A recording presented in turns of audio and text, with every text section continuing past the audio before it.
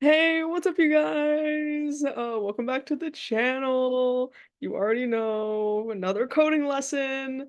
Today we're going over for loops. So get ready for that. I'm gonna share my screen and we're just gonna get into it. One sec. Okay, so I already have VS Code pulled up. I have my terminal pulled up. Y'all already know how it is. Um, and I'm just gonna teach y'all the for loop. So let's go. Uh, okay, so first we're gonna put class, get into the good habit of your name and everything. Um, this is May 3rd. Okay, there we go. Okay, right now I'm just setting all the basic things up, putting my name in the comments, initializing the main method. And yeah, so the prompt for today's for loop, I decided for it to be, what was it? Print numbers between 1 and 5. Let's have 1 and 5. Or, no, yeah, let's do 1 and 5. Okay. So let's start with the for loop. I'm just going to type some code out, just going to type a little bit out, and I will explain to you what I'm doing in a moment.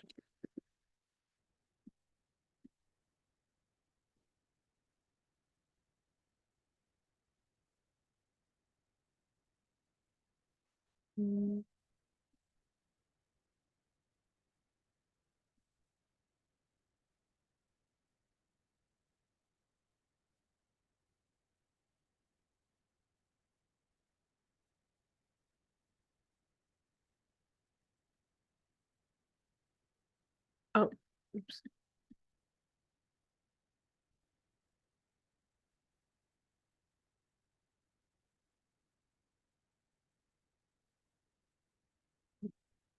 Okay, so let me tell you what I'm doing right now. So a for loop. What does she do? You may ask. Well, let me tell you. So for loops. Um, Essentially you put in for and then the condition and then whatever you want to return / print.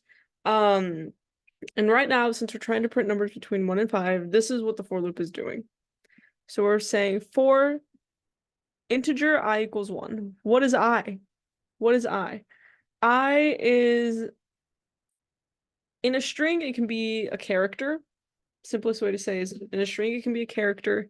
In a list of numbers, it can just be one individual number. It is just essentially just one character. One, I don't want to say index, because that'd be like arrays. But one character, essentially. So I set I equals to 1. And I did that because we want 1 to be the starting base, since we want to print 1, 2, 3, 4, 5. If we start from 0, it would start from 0, 1, 2, 3, 4, 5. So I started at 1. Next, we have I is less than or equal to 5. This is so that the numbers stop at 5, including 5. Less than or equal to 5. So we want anything printed less than 5 and equal to 5 to include 5 as well. And this increments. So what this does, and notice, well, I'll explain in a sec. So what this does is essentially gets what we want the for loop to do. Get 1 and then get the next, I don't know how to explain this. The next character, it pretty much is going to print out each character that we want. And then if you can also have a minus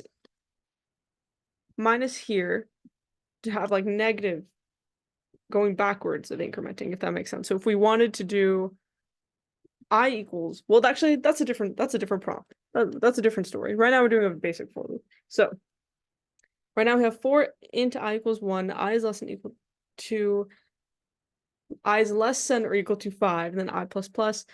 And right now we have print statement I. And let's just see what happens. Let's just see what happens. We're experimenting. So we're going to compile and then run.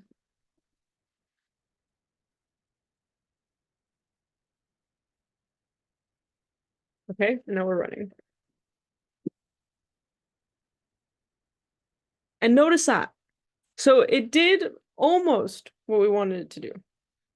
It printed out 1, 2, 3, 4, 5. Just how we wanted. And oh, another thing. Well, no. So, okay, so it printed out 1, 2, 3, 4, 5, which is exactly what we wanted to do. It started at 1, it ended at 5, and went through all the numbers less than 5 and greater than 1. And yeah, but I think I'd want them to be side by side instead of each number on each line. And it is printed out this way because of the print line. So instead, I'm just going to do print. Do that.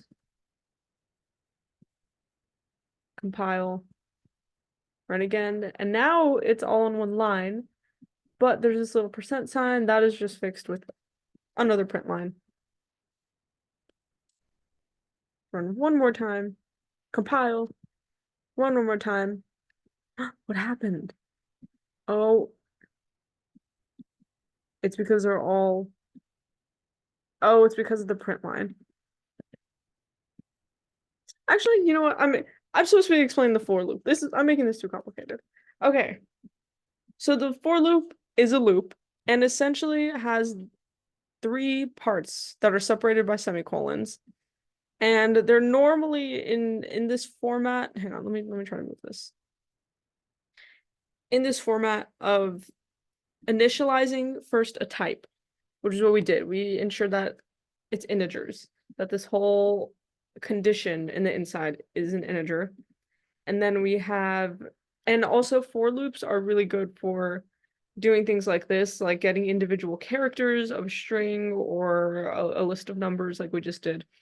And we first set I equals to something, which is pretty standard, setting I equals to a number, and then setting I less than or equal to, in strings, it could be like a length of something, like a length of a string.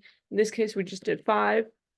And then an increment. So this type of setting equals to less than a length, and then an increment is pretty standard, but that's not always how for loops are going to be. You can switch positions of these depending on what task you need completed, but there's always three things in a for loop in the condition of a for loop. And then you can also do nested for loops. You can do multiple things. We could have another for loop in here, but that'd be getting too complicated. But also notice how whenever I set up another for loop, it automatically has this like standard formatting that I just mentioned. Oops. So that's pretty common. That's pretty much what you're going to see in for loops. And remember that it is a loop, meaning that it does run over and over again. So you need to make sure that you either print something or possibly break if you need to. And yeah, this is essentially what a for loop does. And also one thing to make sure of is that this I variable that we're using within the for loop only exists within the for loop. She doesn't exist out. So if we had or no, if we